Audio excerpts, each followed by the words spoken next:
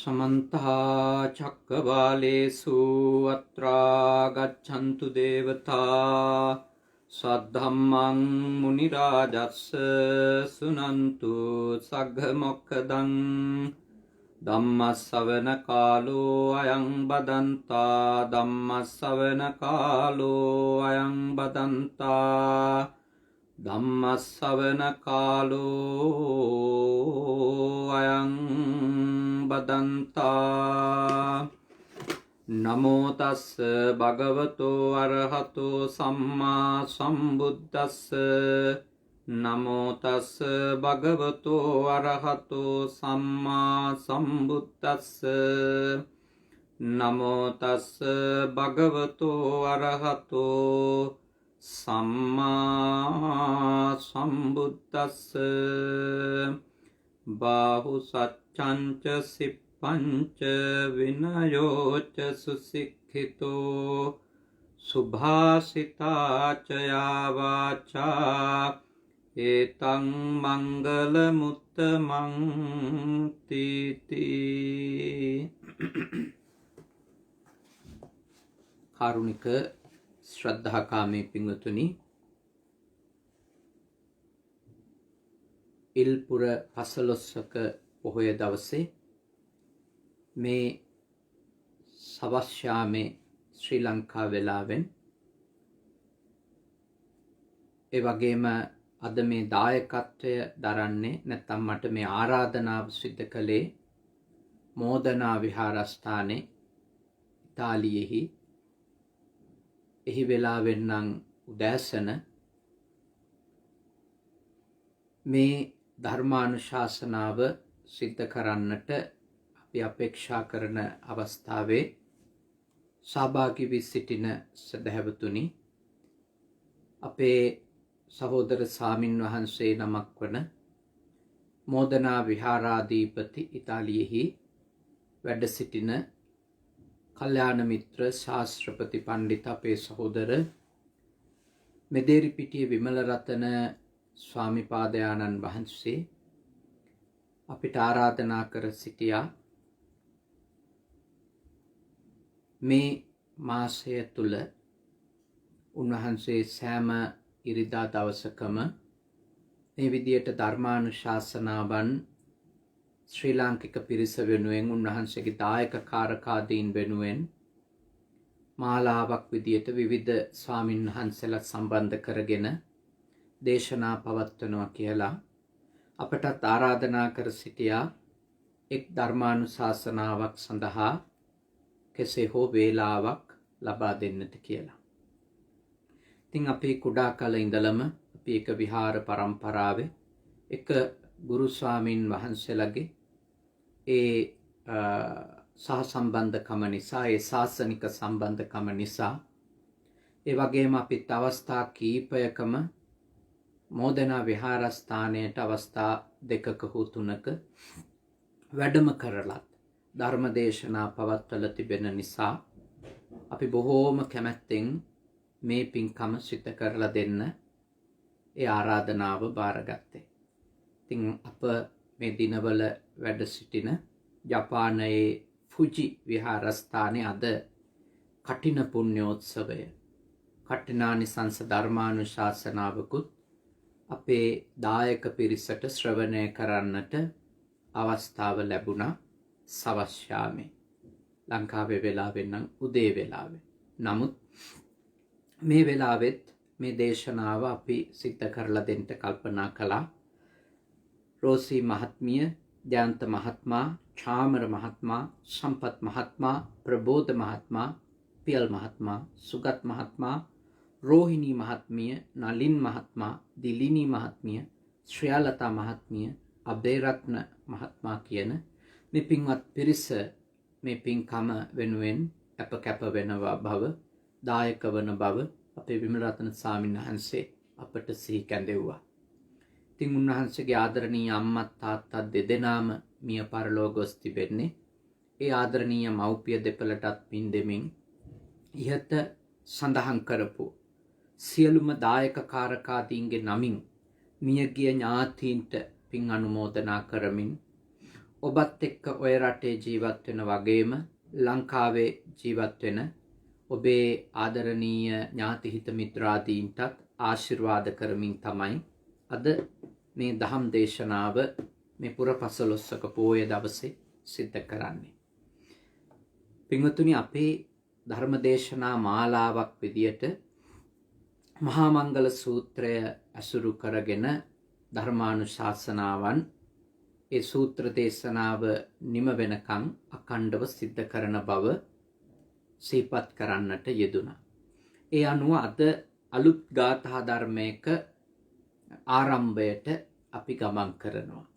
මහා මංගල සූත්‍රයේ ධර්ම කාරණා කීපයක් අපි දැන් දේශනා කීපයකදී සරලව සාකච්ඡා කරමින් හොඳින් ඉගෙන ගත්තා. අද සාකච්ඡා කරන්නේ ලෞකික ජීවිතයක් ගත කරන ලොකු කුඩා බාලමහලු හැම දෙනාටම ඉතාම ප්‍රයෝජනවත් වෙන දහම් කරුණු දෙකක්.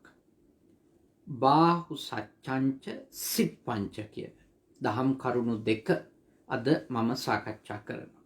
ඊළඟ දේශනාවකදී අපි විනයෝච සුසික්ඛිතෝ සහ සුභාසිතා ජයාවාචා කියන දහම් කරුණු වෙන වෙනම හෝ එකට හෝ සාකච්ඡා කරනවා. දැන් අපි ඉතාම දුර්ලභව ලබන මනුෂ්‍ය ආත්ම භාවයක් ලබාගෙන තියෙනවා. ඉතාම දුර්ලභ.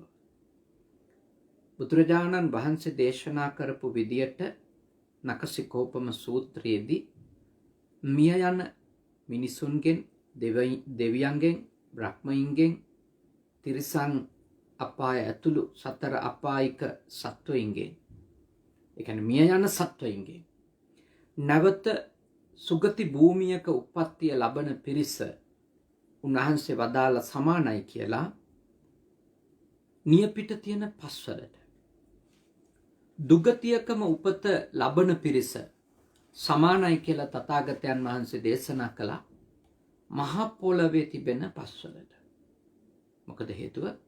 දුගතියක ඉඳලා මිය යන කෙනෙකුට දුගතියකින් ගැලවෙන්න අවශ්‍ය කරන පින් කුසල් සිද්ධ කරගන්නට ලැබෙන අවකාශය අඩුයි. මනුෂ්‍ය දිව්‍ය වැනි ආත්ම භාවයක උප්පත්තිය ලබලා ඉන්න අයට උනත්, එවැනි අයට උනත් පින් කුසල් කරගත්තේ නැතොතින්, සීලාදී ගුණධර්ම ආරක්ෂා කරගත්තේ නැතොතින් නැවත මනුෂ්‍ය ලෝකයෙහි හෝ දිව්‍ය බ්‍රහ්ම වැනි සුගති භූමියක කාමාවචර හෝ රූපාවචර හෝ අරූපාවචර සුගතියක උප්පත්තිය ලබන එක අපේ තථාගතයන් වහන්සේගේ දේශනාවට අනුව ඉතාම දුෂ්කර දුර්ලභ කාරණයක්. ඒ නිසා අපේ පින්වත් පිරිස හොඳට අවබෝධ කරගන්නට ඕනේ, හොඳට තේරුම් ගන්න ඕනේ මේ ලැබපු මිනිස්සාත්ම භාවය ඉතාම වටින එකක්. ඉතාම වටින එකක්. මේ මිනිස්සාත්ම භාවය අරයා වෙනුවෙන්, මෙයා වෙනුවෙන්, අර දේ වෙනුවෙන්, මේ දේ වෙනුවෙන් කියලා එක දවසක්වත් නිර්පරාදේ නම් යවන්න හොඳ නැහැ.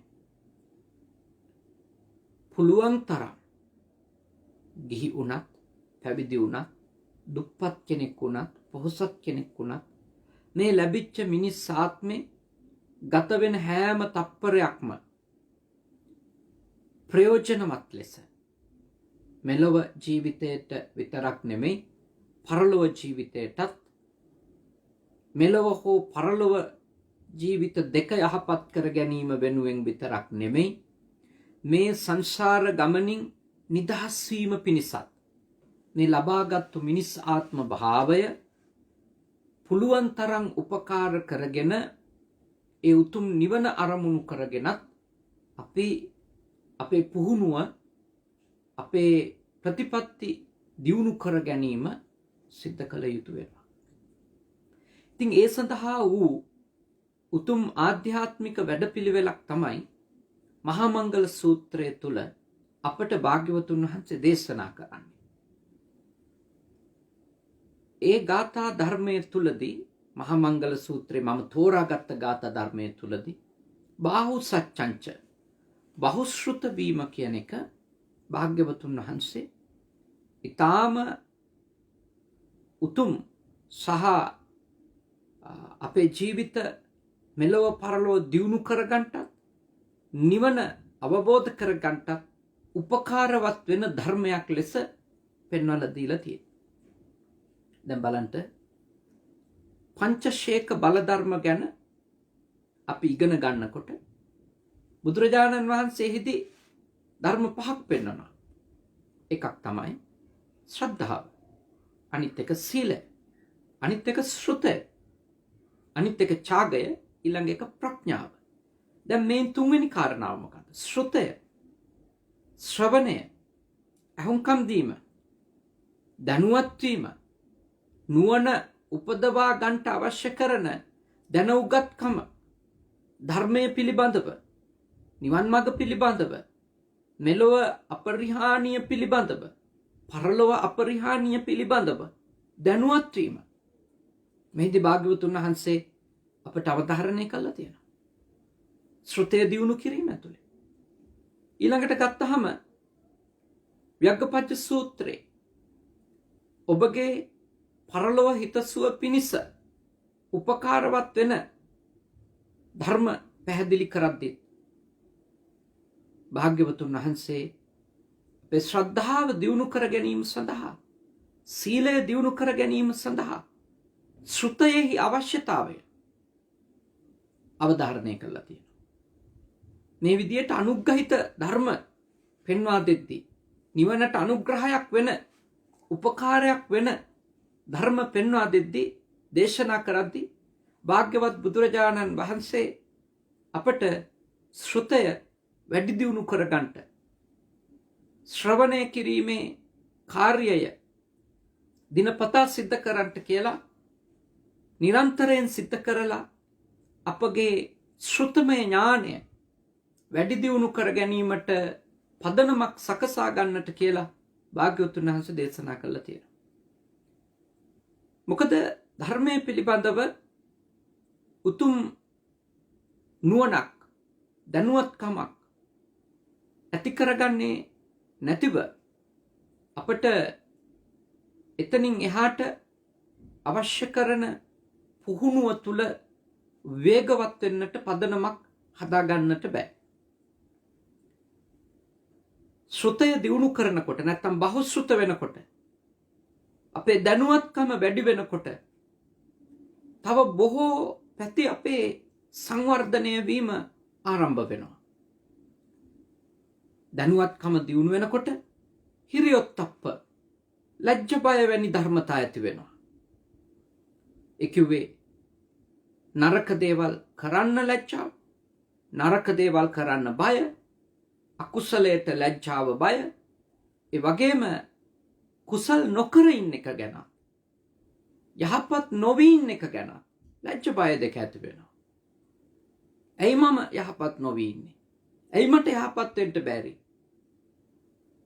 දැනුවත් වෙන මේ ලැජ්ජාව අප තුල තියෙනවා. සමහර විට කෙනෙක් අහන්න පුළුවන්, එයා ඔච්චර දේවල් දන්නවා, ඒත් එයා යහපත්ද? තව කෙනෙක් කියන්න පුළුවන්, මම ගොඩක් ධර්මයේ දන්නවා, ඒත් මට තාම පූර්ණව යහපත් නිවැරදි ජීවිතයක් උදා කරගන්නට තාම පුළුවන්කමක් ලැබිලා නැහැ කියලා.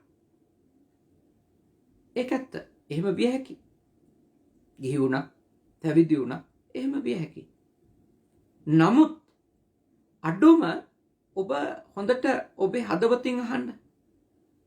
ඔබ නරකයි කියලා දන්න දෙයක් කරනකොට ඔබේ හදවත ඔබට යම්කිසි ආකාරයකට පණිවුඩයක් දෙන්නේ නැද්ද?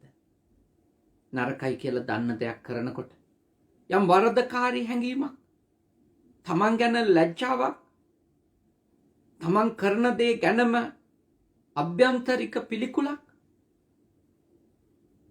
ඒක ඔබට ඇති වෙලා නැද්ද?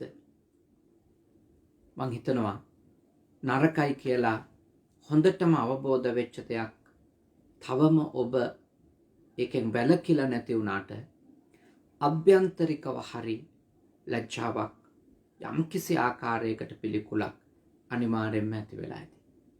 එහෙම නැති වෙන්න විදියක් නැහැ.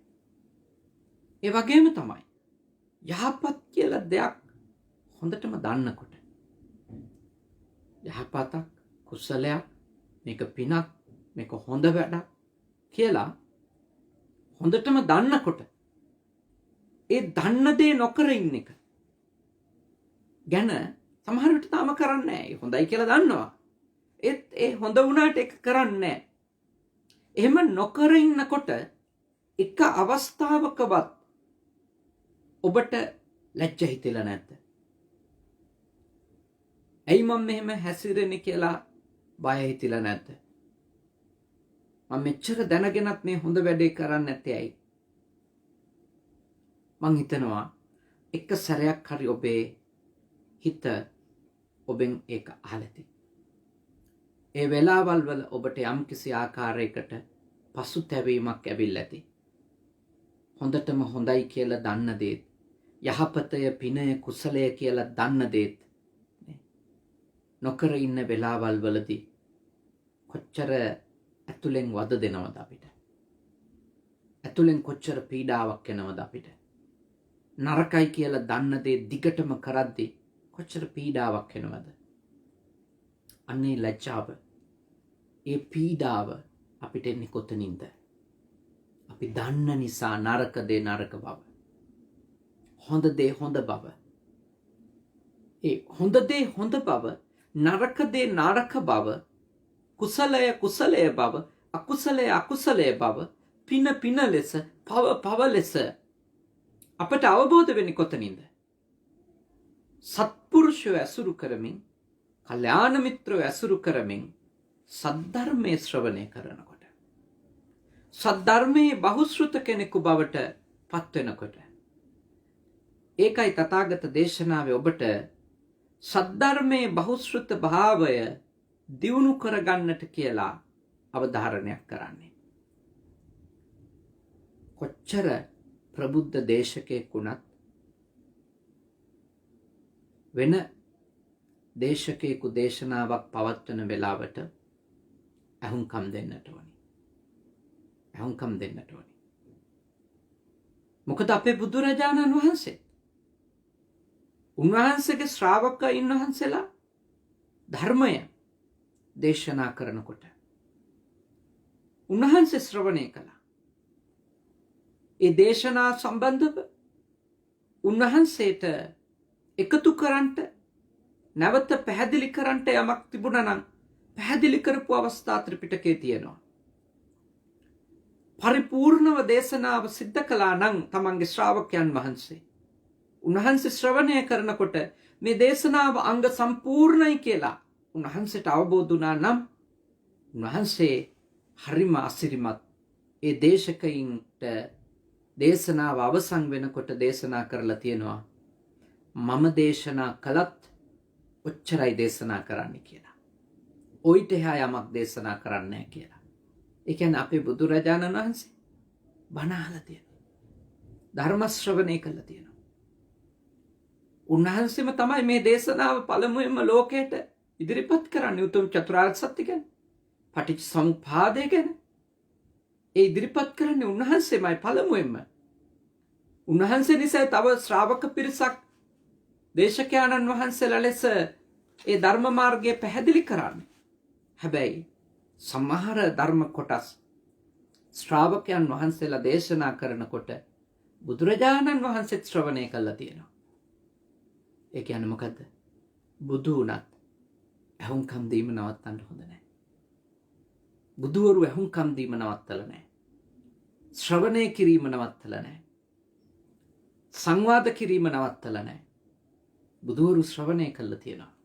සවන් දීලා තියෙනවා. උන්වහන්සේ සවන් දෙන්නේ දැනුම වැඩි කරගන්න නෙමෙයි.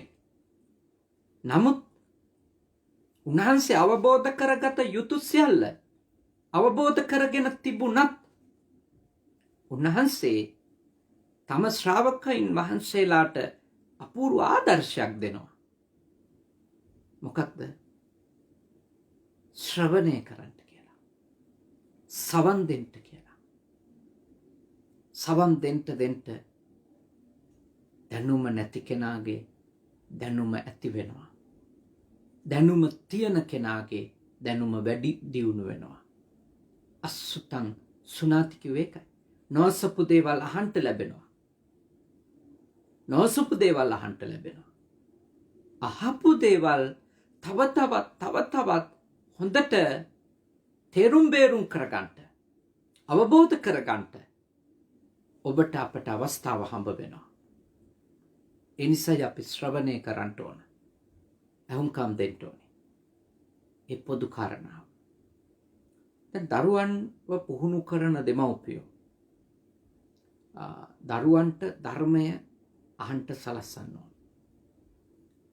අද අහුම්කම් දීමෙන් විතරක් නෙමෙයි බහුශ්‍රුත වෙන්න පුළුවන්. කියවීම, සාකච්ඡා කිරීම, තමන් විසින්ම ධර්මය අධ්‍යයනය කිරීම, ඒ තුළිනුත් දහම් දැනුම දියුණු කරගන්න පුළුවන්. නමුත් එදා වගේම අදටත් තිබෙන ප්‍රායෝගිකම ක්‍රමය තමයි ශ්‍රවණය කිරීම. පොත් කියවන්ට හැමෝටම බෑ, අකුරු කියවන්ට හැමෝටම බෑ.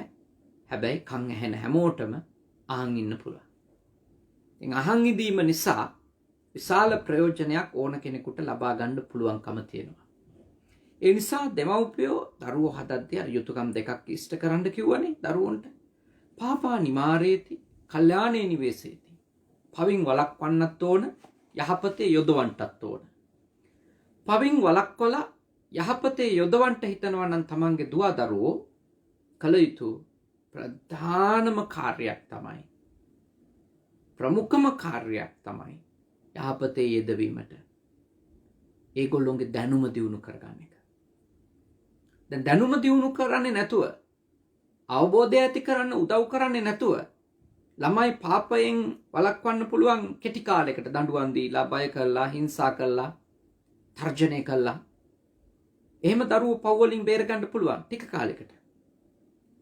ඒත් යම්කිසි දරුවෙකුට යම්කිසි ක්‍රියාවක තියෙන නරක මොකක්ද කියලා, ඇයි ඒක නරක කියලා, යම්කිසි කතාවක තියෙන නරක මොකක්ද, ඇයි මොන හේතු නිසාද ඒ කතාව වැරදි, ඒක නොකළ යුතු එවැනි කතා, එවැනි දේ නොකිව යුතු ඇයි කියලා හරි දැනුමක් ලබා දුන්නොත්, හරි නිවැරදි පුළුල් දැනුමක් ලබා දුන්නොත් මම විශ්වාස කරනවා ඔබ හිටියත් ඔබ හිටියේ නැතත් ඔබේ දරුවෝ වැරද්ද නොකරින්දී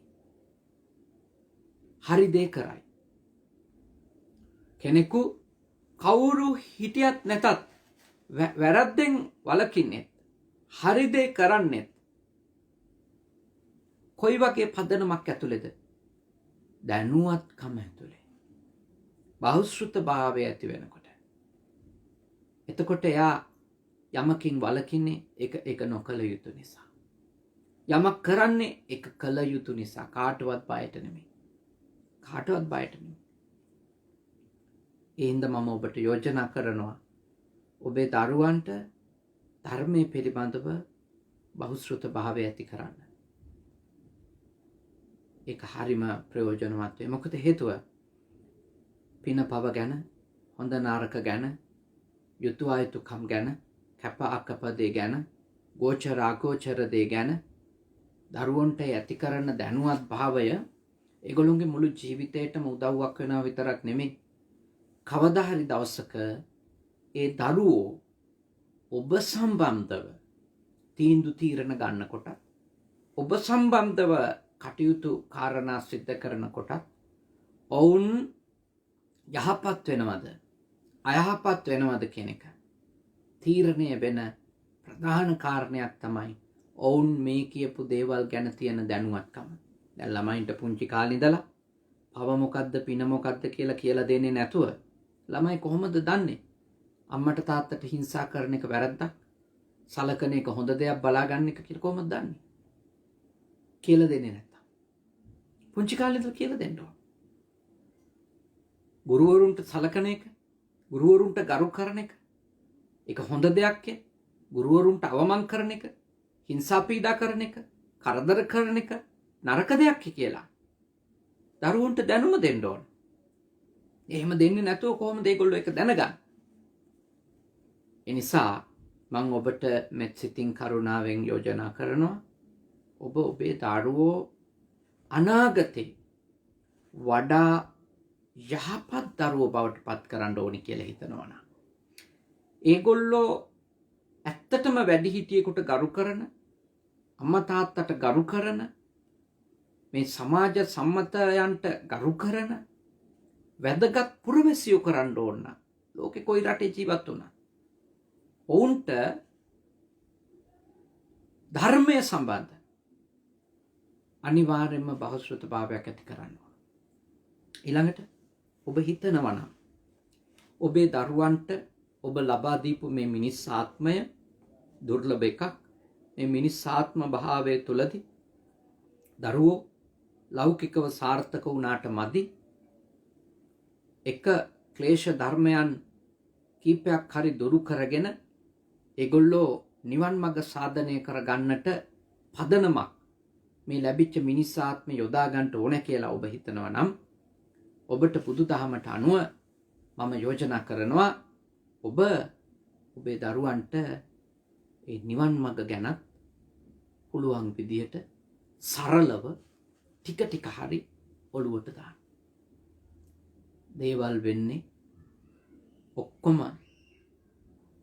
බාහිර බලවේගයක කැමැත්ත මත නෙමෙයි කියන එක දරුවන්ට කියලා දෙන්න. ඒක කියලා දෙන්න. හැම දෙයකම තියෙන්නේ පටිච්ච සමුප්පන්න ධර්මතාවයක් නැත්තම් හේතු නිසා සැකසිච්ච දේවල් හේතු නැති වෙනකොට නැති වී යාමක් තමයි මේ ලෝකෙ වෙන්නේ කියන එක. ඒ හේතුඵල ධර්මතාවය දරුවන්ට ටික ටික කියලා දෙන්න. එතකොට කොච්චර බලගත්ු ප්‍රශ්නයක හිටියත් දරුවෝ තේරුම් ගනි මට මේ ප්‍රශ්නෙන් නිදහස් වෙන්න ඕන නම් මං කරන්න ඕන මේ විදියට මම විඳවන මේ විදියට මා පීඩා විඳින මේ විදියට මා දුකටපත් වෙන අසහනයටපත් වෙන හේතු එක මා විසින්ම නැති කරන්න ඕන. නැතුව ඒක දෙයියෝ කරලා දෙනකම් බුදුන් කරලා දෙනකම් තමන්ගේ හිතට සැනසෙල්ල වෙන කවුරු හරි බලවේගයක් විසින් උදා කරලා දෙනකම් යంత్ర මන්ත්‍ර හදිහූනියන් වලින් ඒ සැනසෙල්ල ලබා දෙනකම් කෙනෙක් බලන් ඉන්න එක නවත්තලා දාලා තමන් වෙනස් වීම ආරම්භ කරයි. එයාට පුංචි කාලේ ඉඳලා කියලා දුන්නොත් ඥානය ඇති කළොත් ප්‍රඥාව ඇති කළොත් එයාට ඔයා දුක් විඳින හේතු අඳුනගත්තොත් ඒ හේතු එකින් එක දුරු කරන්න ඔයා කැප වුණොත් ඔයාගේ ජීවිතේ ලස්සන වෙනවා පිළිවෙලක් වෙනවා කියන එක නේ පිළිවෙලක් වෙනවා කියන එක හරියටම පැහැදිලි වුණොත් ළමයි වෙනස් වෙයි. අද කාලේ දරුවන්ට මේ දේවල් ඔළුවට දාන එක අමාරු නෑ. මොකද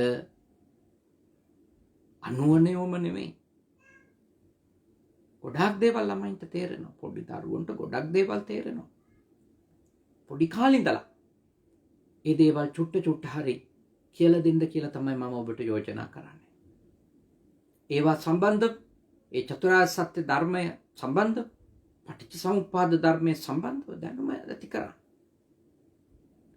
අඩුම තුනුරුවන්ගේ සූවිසි ගුණ සම්බන්ධව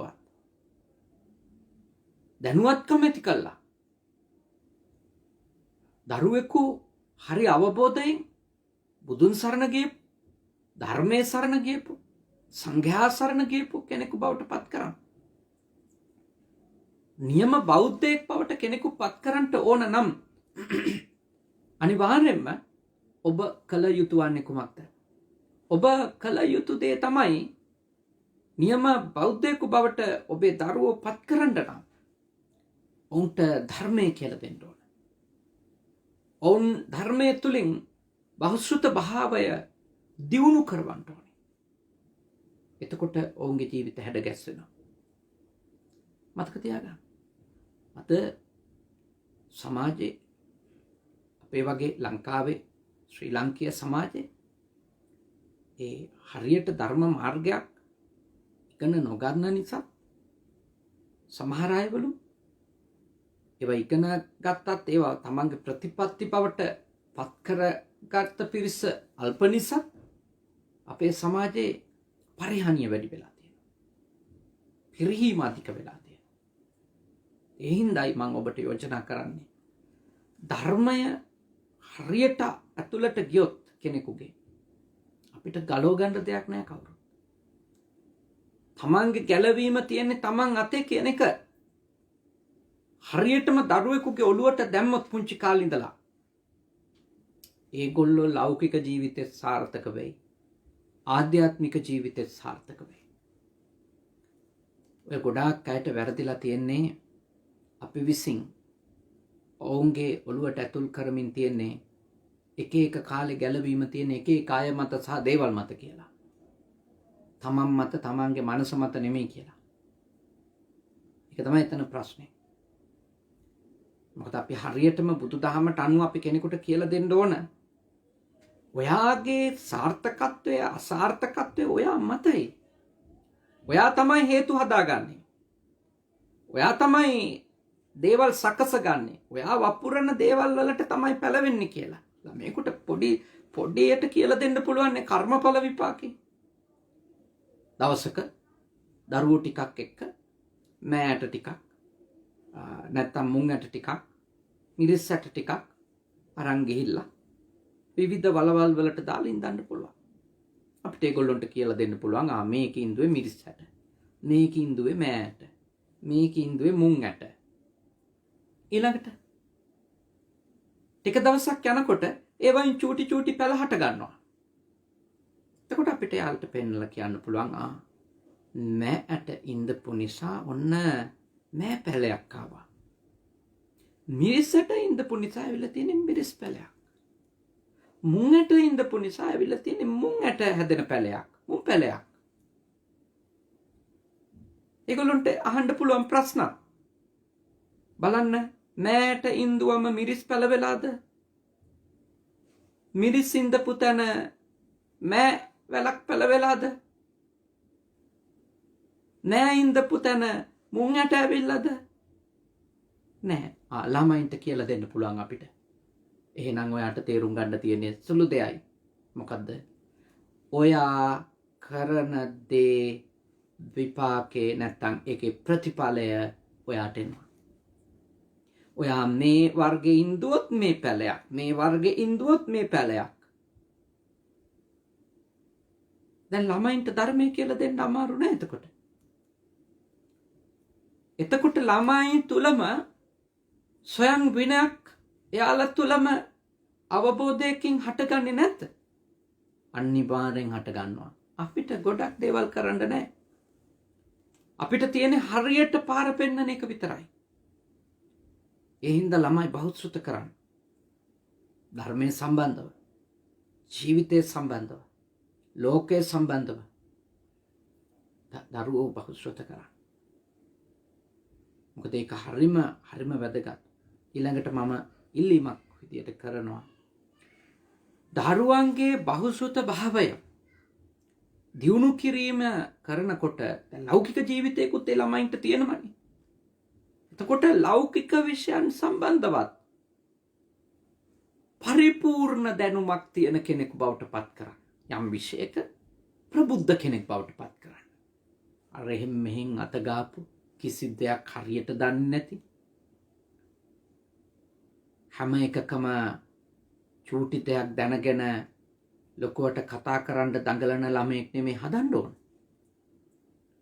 තමන් ඉගෙන ගන්න විෂය සම්බන්ධව එක විෂයක් හෝ දෙකක් හෝ හතරක් හෝ මොකක් හරි එතන ඔහු ප්‍රබුද්ධ කෙනෙක් බවට සැලකිය යුතු පරිපූර්ණත්වයක් සහිත කෙනෙකු බවට ඔබේ දරුවා පත් කරන්න ඕන.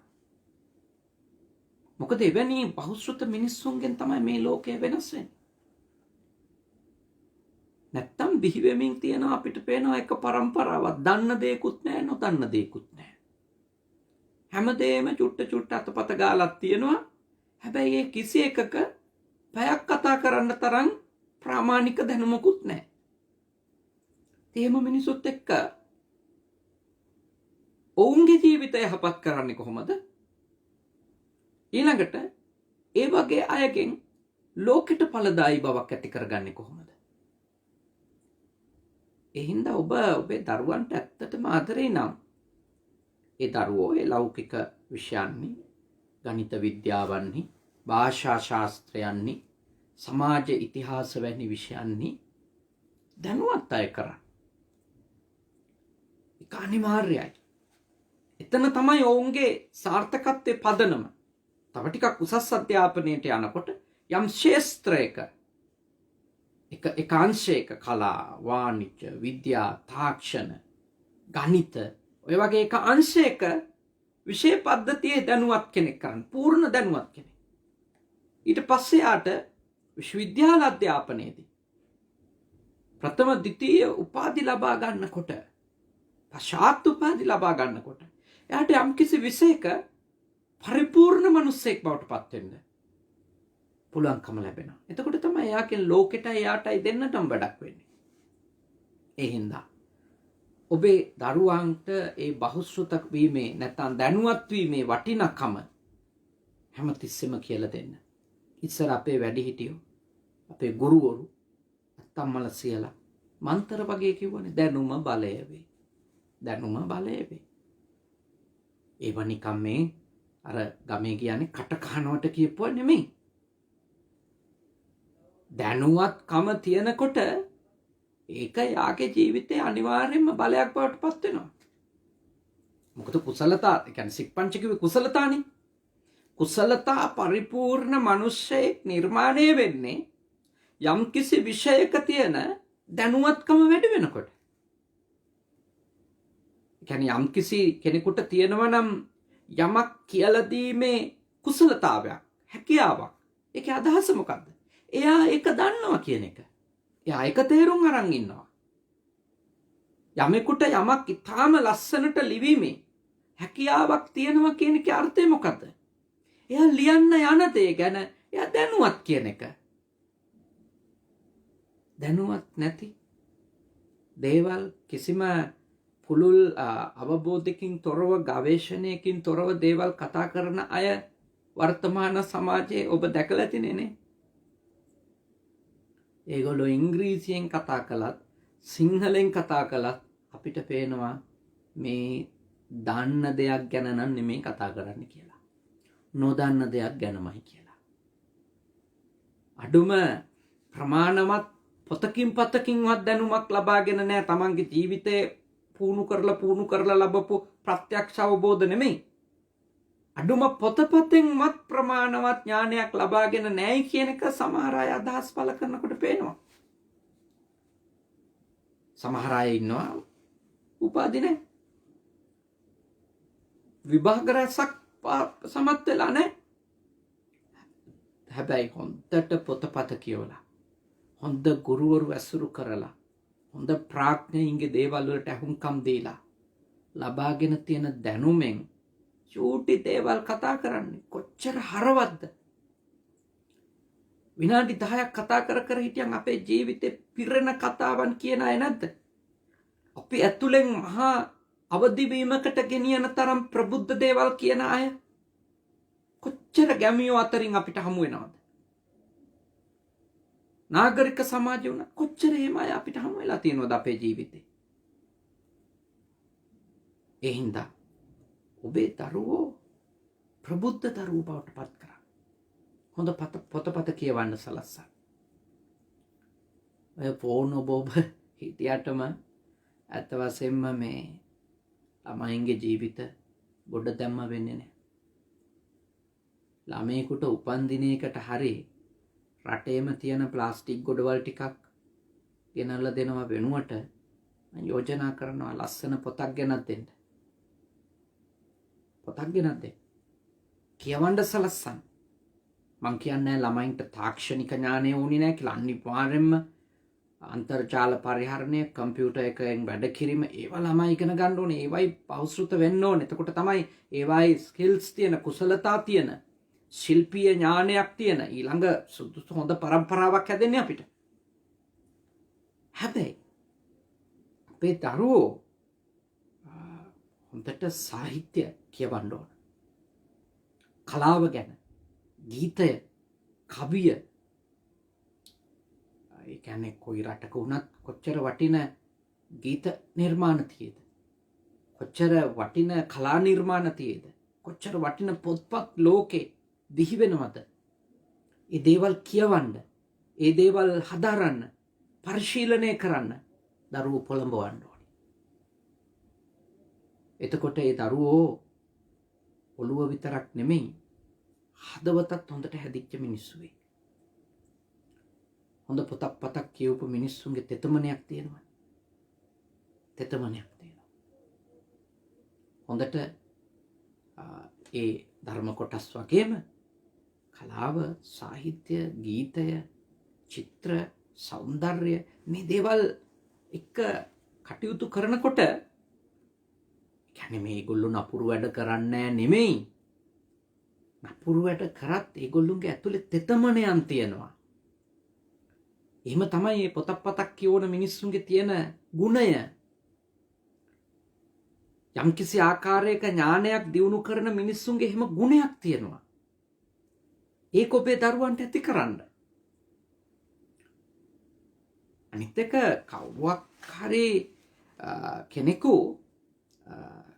කියන්නේ හොඳ හැකියාවන්ගෙන් පරිපූර්ණ කුසලතා පරිපූර්ණ මිනිසෙකු බවට පත් කරන්නට බෑ යාට දැනුම නැතුව. හොඳ කුසලතා තියෙන මිනිසෙක් නම් ඒකේ අදහස තමයි ඒක දැනුවත්. දැනුවත් කියන එක. දැන් බලන්න ඉංග්‍රීසි භාෂාවෙන් තාම හොඳට කතා කරන අය ඉන්නවනේ. ඒක කුසලතාවයක් නේ. ඒ කුසලතාවය කොහොමද ඇවිල්ලා තියෙන්නේ? ඒ භාෂාවේ ව්‍යාකරණ සම්බන්ධව, කියමන් සම්බන්ධව, වක්‍රෝක්ති සම්බන්ධව, ඊටාම රසවත් ප්‍රකාශන සම්බන්ධව, උපමා උපමේය සම්බන්ධව එයාගේ තියෙන දැනුම. දැනුමෙන් තමයි ඒ ලස්සන කතාවක් ඉංග්‍රීසියෙන් කරනකොට අපිට ඇහෙන්නේ. දැන් මම මේ වැඩ ඉන්න පුජි සුගත විහාරේ මේ අර ජපානයේ තියෙන්නේ ගිනි කන්දක්. ඒක දැන් නිදි කියලා කියන්නේ. පූජි යම කියලා කියන ඒ ගිනි කන්ද. ඒක නිදි කියලා කියන්නේ. ඒක සක්‍රිය නෑ. ඒ කන්ද ආසන්නේ තමයි පේන දුර තමයි මේ විහාරස්ථානයේ පිහිටලා තියෙන මෙහි ඉන්න ස්වාමීන් වහන්සේට. තාම හොඳට ජපන් භාෂාවෙන් ධර්ම දේශනා කිරීමේ, කතා කිරීමේ කුසලතාවයක් තියෙනවා. මොකද හේතුව? ඒ කුසලතාවය කොහෙන්ද ඇවිල්ලා තියෙන්නේ? දැනුම. දැනුමෙන් කුසලතාවය දියුණු වෙනවා. දැනුවත්කම වැඩි වෙන්න භාෂාව ගැන කුසලතා දියුණු කරගන්නට පදනමක් හම්බෙන. පදනමක්. ඕන විෂයක් ගැන එහෙමයි මට කියලා දෙන්න ඕනේ. ඔබේ දරුවෝ කුසලතාවයක් නැති අය නම්, නිර්මාණශීලීකමක් නැති අය නම්, ඔබ කුසලතා පරිපූර්ණ නැති කෙනෙක් නම් ඒකේ අදහස තමයි ඔබගේ දැනුම සම්බන්ධව ඌනතාවයක් තියෙනවා කියන එක. දැනුම සම්බන්ධව අඩුවක් තියෙනවා කියන එක. ඒ දැනුවත්කමත් එක්ක කුසලතා දියුණු කරන එක ලේසි. දැන් මෙහෙමයි. හැම දැනුවත්, ඒ කියන්නේ සම්පූර්ණයෙන්ම දැනුවත් අයත් ඉන්නවා, සමහර කුසලතා නැති. දැන් අපේ තේරවාදී බුද්ධ ධර්මයේ උගන්වනවනේ බෝධි තුනක්. ලෞතුරා බෝධිය, පසේ බුද්ධ බෝධිය, පසේ බුදු බෝධිය, මහරහත් බෝධිය. තුන්තරා බෝධිය කියලා කියන්නේ. එතකොට මේ බෝධි තුනෙන් එක බෝධියක් නේ පසේ බුද්ධ තත්වයටපත් වීම. පසේ බුදුරජාණන් වහන්සේ. උන්වහන්සේ බුදු වෙලා තමයි ඉන්නේ. හැබැයි උන්වහන්සේගේ ගාව අර ලෞතුරු බුදුරජාණන් වහන්සේ කෙනෙකු තුල තිබෙන දේශනා කෞසල්‍ය කියන එක, දේශනා කුසලතාවය කියන එක, ධර්ම sannivedana කුසලතා කියන එක අත වශයෙන්ම අප්‍රකටයි කියලානේ, පේන්න නෑ කියලානේ අපේ සාමාන්‍ය තේරවාදී සම්ප්‍රදාය අදහස. හොඳ අවබෝධයක් තියෙනවා, දැනුමක් තියෙනවා. ඒත් දේශනා කිරීමක් ගැන අපිට ඉගෙන ගන්නට ලැබිලා නැහැ පසේ බුදුහාඳුරු කෙනෙක්. ලෞතුරු බුදුරජාණන් වහන්සේලා රහතන් වහන්සේලා අනිකුත් පුහුණු වෙන ඇත්තෝ දේශනා පවත්වන. නමුත් පසේ බුදුරජාණන් වහන්සේ බුද්ධත්වයේ ලැබුවට දේශනා පවත්වන්නේ නැහැ කියලා තියෙනවා. අනිත් එක කුසලතා කියන ඒවා ගත්තොත් හැමෝම මේ එකම දේ අවබෝධ කරගෙන හිටියත් එකම කුසලතාවය නැහැනේ. දැන් සමහරුන්ට තියෙන කුසලතා සමහරුන්ට නැහැ. දැන් ඔය ශාසනයේ ඉන්නවනේ අග්‍ර ශ්‍රාවකයන් වහන්සේලා කියන්නේ අගතනතුරු ලත් අය 80 මහා ශ්‍රාවකයෝ කියලා විශාල පිරිසක්. ඒත දග්ගපාලිය කියලා අංගුත්තර නිකායේ තියෙනවා. එක් කාර්යයෙහි අගතනතුරට පත්වෙච්ච හාමුදුරුලා ගැන භාග්‍යවතුන් වහන්සේගේ ඊටාම ලස්සන පැහැදිලි කිරීමක් නාමාවලියක්. මෙන්න මෙයා මේකේ අගතනතුරු ලබනවා. ඒ කියන්නේ කුසලතාවයනේ. ඒ කියන්නේ දැන් අද වගේ පොයේ දවසක තමයි සාරිපුත්ත මහරහතන් වහන්සේ පිරිනුවම් පෑවා කියලා අපේ බණ පොතේ තියෙනවා. එතකොට සාරිපුත්ත මහරහතන් වහන්සේ අග්‍රස්ථානය ලැබුවේ ප්‍රධාන වශයෙන් කුමකද? මහා ප්‍රඥාවන්ත භික්ෂූන් අතර. කියන්නේ තාම නුවණ තියෙන, තියුණු නුවණ තියෙන, තාම ගැඹීර ධර්මකාරණා පැහැදිලි කරන්නට සමත්, අවබෝධ කරගන්නට සමත් එක විශේෂ කුසලතාවයක් අග්‍රස්ථානය ලැබුවා. හැබැයි උන්වහන්සේ තාම ප්‍රඥාවන්ත අය අතර අගතනතුර ලැබුවට උන්වහන්සේ ගොඩාක් ධර්ම කරුණු මතක තියෙන හාමුදුරුවරු අතර අගතනතුරු ලැබුවේ නැහැ. ඒ අගතනතුරු ලැබුවේ ආනන්ද තෙරුන් වහන්සේ. ඒක වෙනම කුසලතාවයක්. උන්වහන්සේ ගත්තොත් බුදුරජාණන් වහන්සේ පිරිනුවම් පානකම රහත් වෙලා හිටියේ නැහැ කියන එක තමයි ථේරවාදී ශාසන සම්ප්‍රදායේ සඳහන් වෙන්නේ. හැබැයි උන්වහන්සේට වෙනම කුසලතාවයක් තිබුණා. මොකක්ද? හොඳ මතක ශක්තියක්. කුමාර කස්සප කියලා ළමා වේදිම පැවිදි වෙච්ච හාමුදුරු කෙනෙක් හිටියා. කුමාර කස්සප. දැන් උන්වහන්සේ ගැන කියන්නේ කොහොමද? කුමාර කස්සපෝ නාම මහේසී චිත්‍රවාදකෝ විචිත්‍ර ධර්මදේශකේ. ලස්සනට බණ කියන්න පුළුවන්. කුමාර කාශ්‍යප මහරහතන් වහන්සේ. මුගලන් හාමුදුරු මහරහතන් වහන්සේ 이르දිමතුන් අතර 이르දි ප්‍රාතිහාර්ය පාන්න පුළුවන්. දිව්‍ය ලෝකවලට අත දිග ඇරලා හකුලන සැනින් ගිහින් එන්න පුළුවන්. එච්චරට 이르දිමය කුසලතා තිබුණා.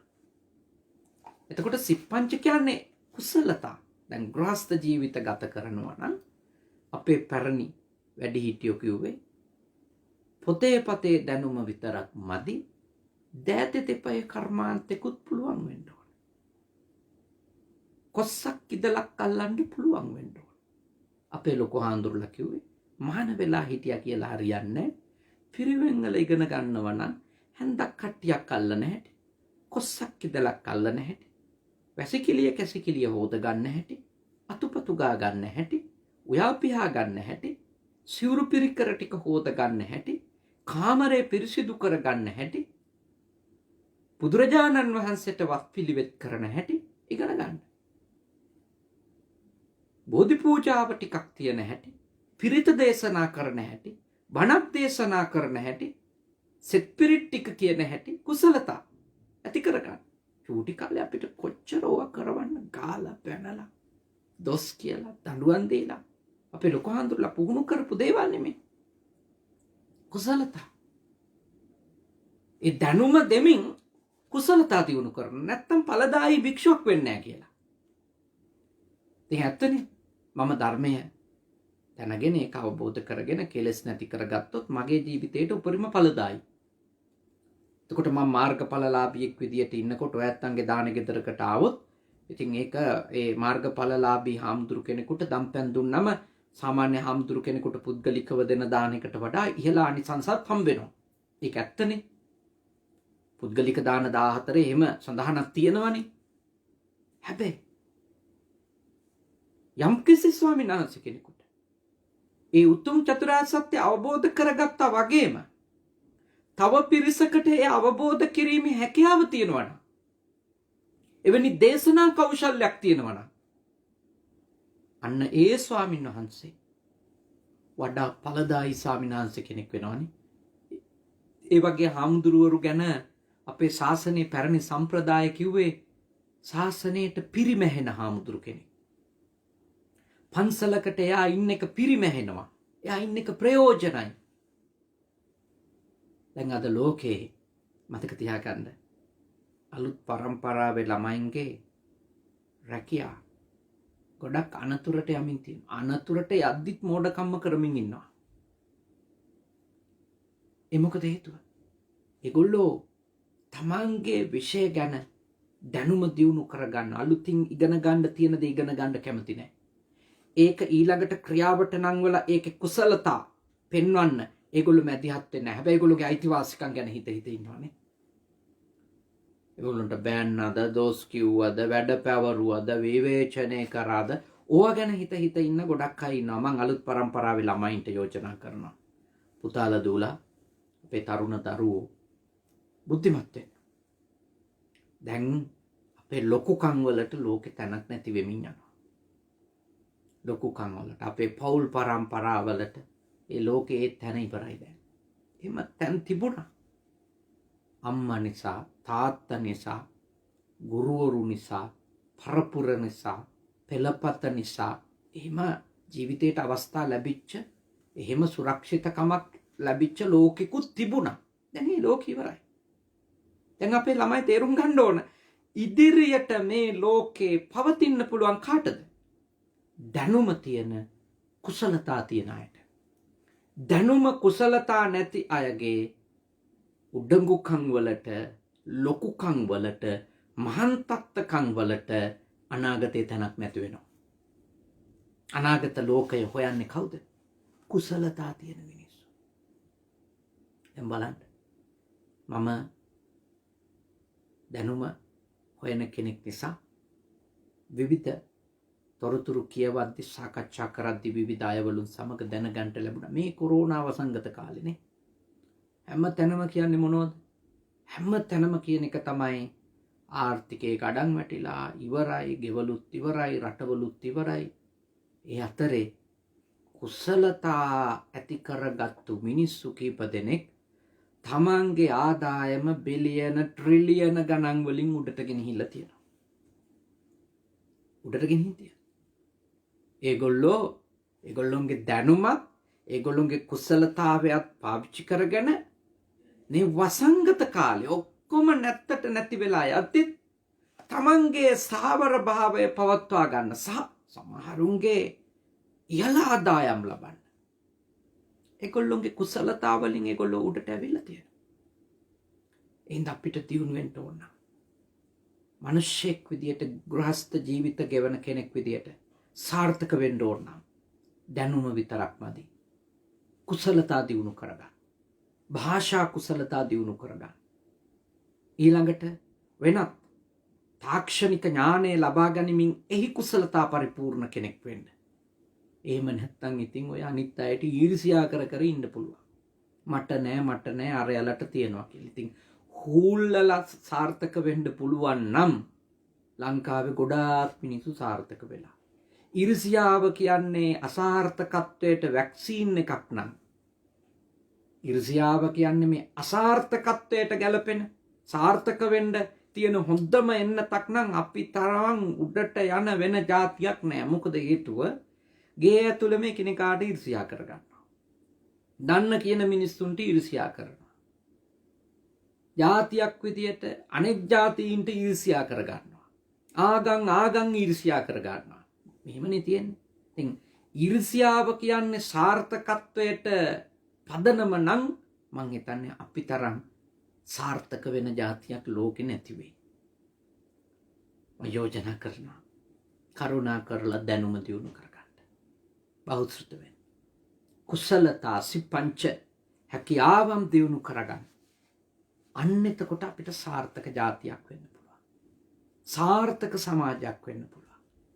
අනිත් අයගේ සාර්ථකත්වය අපිට ප්‍රශ්නයක් නොවන තත්ත්වයට පත්ව කරගන්න නම් අපි දැනුමත් කුසලතාත් කියන දෙක බාහු සච්චංච සිප්පංච කියන උතුම් ධර්මපාදයන් දෙක තුල අපේ මේ කතා කරපු ධර්ම කොටස් හොඳට තේරුම් ගන්න ඕන. ඉතින් මම අද දවසේම මෙහි විහාරස්ථානයේ කටින පුණ්‍යෝත්සවය නිසා ටිකක් විතර දවසෙමත් ඊයේ දවසෙත් ඒවට කැපවීම නිසා මහන්සි වෙලා හිටියත් මීට කලිනුත් මෙහි වෙලාවෙන් 2:00 ඉඳලා 3:00 වෙනකලුත් බුද්ධ පුතුන් ඔස්සේ ධර්ම දේශනාවක් සිද්ධ කරලා හිටියත් මේ ධර්මානුශාසනාවත් අපි සිද්ධ කළේ අපේ සහෝදර විමල රතන හාමුදුරුවන්ට අපේම ආසන්න ගමේ මෙදේරිපිටි විමල රතන හාමුදුරුවන්ට උන්වහන්සේගේ පන්සලේ බොහොම හොඳ සත්පුරුෂ දායක පිරිසක් ඉන්නවා. ඒ ඇත්තෝ අපිට දම්පැන් දීලා තියෙනවා අපි ගියපු වෙලාවල් වල. අපිව වැඩමවාගෙන ආදරෙන් බණ දේශනා සංවිධානය කළා තියෙනවා. ඉතින් ඒ ඇත්තන්ට කළ ගුණයක් සලකන්නත් අපේ විමල රතන අපේ සහෝදර පඬිත සායන් හංසෙට උන්වහන්සේගේ ස්ථානයෙන් කෙරෙන ධර්ම ශාස්ත්‍රීය සේවාවට අනුග්‍රහයක් ලබා දෙන්න තමයි අපි මේ පින්කම කළේ. අද මේ දේශනාව සිද්ධ කරලා දෙන්න ඕනි කියලා මං කල්පනා කළේ. උන්වහන්සේත් මං හිතන්නේ බුද්ධ පුතුන් ඔස්සේ මම බණක් දේශනා කළොත් උන්වහන්සේ අහන්නේ නැතුව මග ඇරෙන දේශනා තියෙන්නේ ස්වල්පයයි. උන්වහන්සේත් මේ දේශනා අහනවා. අහලා අපිට ප්‍රශංසා කරනවා. අපිට ආශිර්වාද කරනවා. මොකද මා විශ්වවිද්‍යාලය යන අවදියේ ඉඳලම අපේ එක විහාර පරපුරේ සායනහන්සලා නිසා උන්වහන්සේ බොහෝම මගේ ගමනට ආශිර්වාද කරපු හදවතින්ම සෙත් අදපු උපකාර වුණු හොඳ සත්පුරුෂ උතුමන් වහන්සේ කෙනෙක්. ඉතින් උන්වහන්සේ අද ඉතාලියේ මෝදෙනා විහාරස්ථානයේ වැඩ වාසය කරන්නේ. ඉතින් උන්වහන්සේගේ දායකත්වය තමයි අද දායකත්වයේ ලබන්නේ මේ පින්කමේ රෝසි මහත්මිය සායි පවුලේ අය, ජයන්ත මහත්මයා සායි පවුලේ අය, චාමර මහත්මයා, සම්පත් මහත්මයා, ප්‍රබෝධ මහත්මයා, පියල් මහත්මයා, සුගත් මහත්මයා, රෝහිණී මහත්මිය, නලින් මහත්මයා, දිලිනි මහත්මිය, ශ්‍රියාලතා මහත්මිය, අබේරත්න මහත්මයා කියන ඒ අය සහ ඒ පවුල් වල අය, ඒ දුවා දරුවෝ තාම ශ්‍රද්ධාවෙන් දායක වෙලා කරපු මේ පින්කමෙන් ඉල්පුර පසළොස්වක පොහොය දවසේ හරි වාසනාවන්ත දිනයක් අද මේ පින්කමට ලැබුණේ. මේ වර්ෂයේ අපිට තව එක පුර පසළොස්වක පොහොයයි ඉතුරු. ඉල්පුර පසළොස්වක පොහොය උදා වුණා. ඒ උතුම් පුර පසළොස්වක පොහොය දවසේ ඉතාලියේ ජීවත් වෙන මෝදෙනා නගරයේ ජීවත් වෙන ශ්‍රී ලාංකික පිරිසට විතරක් නෙමෙයි බුද්ධ පුතුන් මුහුණු පොත ඔස්සේත් YouTube නාලිකාව ඔස්සේත් ධර්මයේ ශ්‍රවණය කරන අපේ කල්යාණ මිත්‍ර දායක පිරිසටත් දහම් මහන්ට අර දායක පිරිස අවශ්‍ය පරිසරය උදා කළා. රැස් කර ගන්නට යෙදුණු ඒ සියලුම පින් කුසල් අපේ විමල රතන ස්වාමීන් වහන්සේගේ ආදරණීය අම්මට, ආදරණීය තාත්තට, උන්වහන්සේ පැවිදි භූමියට පත් කරපු ගුරු හරුකම් කියා දීපු අති උතුම් ගුරු දේවෝත්තමයන්න් වහන්සේලා ඇතුළු උන්වහන්සේගේ පරපුරේ මිය ගිය සියලුම ඥාති හිත මිත්‍රාදීන්ටත්, ඉහත දායකයන් නමින් මිය ගිය නෑයන්ටත්, බුද්ධ පුතුන් මුහුණු පොතෙන් මේ දේශනා අහපු ඔබ නමින් මිය ගිය සියලු නෑයන්ටත් අපිව මේ රටට වැඩම කරවලා අපිට බොහෝම ආදරෙන් අප උපස්ථාන කරන අපේ මේ පුජි සුගත සෙනසුනේහි ප්‍රධාන අනුශාසක විහාරාධීශ්වර රාජකීය පඬිත අපේ හුරුළු නිකවැවේ සුදම්ම ස්වාමීන් වහන්සේගේ නමින් මිය ගිය ආදරණීය පියාණන් වහන්සේට මේ පින් අත් වේවා. සියලුම මියගිය ඥාති හිත මිත්‍රාදීන් මේ පින් කුසල් බලයෙන් අමා මහ නිවනම අවබෝධ කරත්වා. සාදු සාදු සාදු. දෙවියෝ පින් අත් කරගනිත්වා. දෙවියන්ගේ ආශිර්වාදය, ආරක්ෂාව, බැල්ම, ශක්තිය මා දන්නවා ඉතාලිය තුල බොහොම වේගෙන් වසංගතයේ තෙවන රැල්ලත් ඇති වෙමින් පැතිරෙමින් යනවා. යුරෝපයේ බටහිර රටවල් වල විතරක් නෙමෙයි මේ නැගෙනහිර අග්නිදිග ආසියාතික රටවලත්, ආසියාවේ අපේ මව්බිම ඇතුළු කොට සියලු රටවල් වල මේ වසංගතය පැතිරෙමින් තියෙනවා බොහොම වේගෙන්. මරණ අනුපාතය වැඩි වෙමින් තිබෙනවා මුළු ලෝකේ පුරාම. තවමත් එන්නතක් හරියට නොමැතිව ලොකු අනතුරකට මේ ලෝකය ගමන් කරමින් තිබෙනවා. ඉතින් දෙවියන්ගේ උපකාරය ඔබ අප හැමට ලැබේවා. මේ ලෝකයට ලැබේවා. ලෝකවාසී සියලු දෙනා නිදුක් වේවා, නිරෝගී වේවා, සුවපත් වේවා. ඔබ හැම දෙනාමත් නිදුක් වේවා, නිරෝගී වේවා, සුවපත් වේවා. විමල රතන ස්වාමින් වහන්සේ ඇතුළු ඉහත සඳහන් කරපු අපේ දායක පිරිසටත් ඒ පවුල්වල ඇත්තන්ට වගේම ඔබටත් දෙවියන්ගේ ආශිර්වාදයෙන් යහපතක්ම වේවා. කරදර දුරු වේවා, බාධක දුරු වේවා, අපල උපද්‍රව දුරු වේවා, යහපත් සිතුම් පැතුම් ඉටු වේවා. ඔබේ මගේ සුජීවත්ව සිටින ආදරණීය අම්මා තාත්තා ඇතුළු කොට සියලු දෙනාටමත් යහපතක් වේවා. උතුම් දෙවිවරුද මේ පින්බලෙන් අමා මහ නිර්වාණ ධර්මයම අවබෝධ කරත්වා. සාදු සාදු සාදු.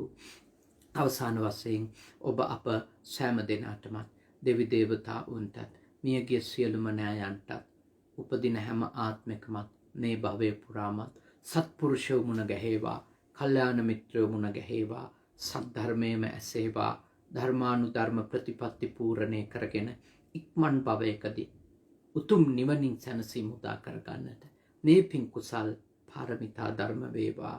සාදු සාදු සාදු. ආකාශට්ටහා චුම්මට්ටහා දේවා නාග මහිත්‍තිකා පුඤ්ඤන්තං අනුමෝදිත්වා චිරන් රක්ඛන්තු ශාසනං. ආකාශට්ටහා චුම්මට්ටහා දේවා නාග මහිත්‍තිකා පුඤ්ඤන්තං අනුමෝදිත්වා චිරන් රක්ඛන්තු දේශනං. ආකාශට්ටහා චුම්මට්ටහා දේවා නාග මහිත්‍තිකා පුඤ්ඤන්තං අනුමෝදිත්වා චිරන් රක්ඛන්තු මම් පරන්ති තී. ඔබ හැම දිනාටම තුනුරුවන් සරණින් යහපතක්ම වේවා.